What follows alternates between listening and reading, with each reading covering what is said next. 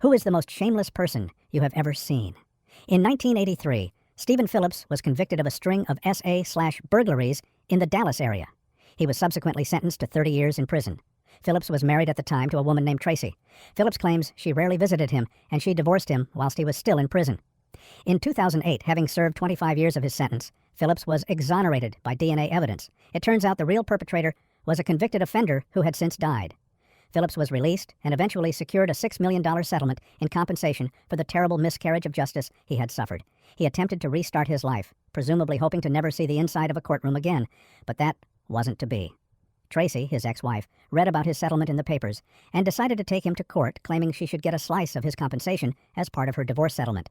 Despite the fact that the divorce happened decades prior, and she had long since moved on with her life and remarried.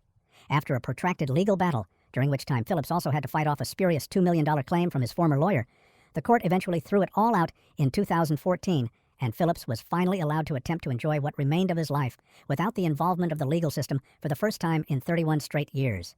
It takes a certain kind of person to look at the compensation someone gets for spending a quarter of a century behind bars for a serious assault that they did not commit, and think they will try and take a chunk of that for no good reason other than greed.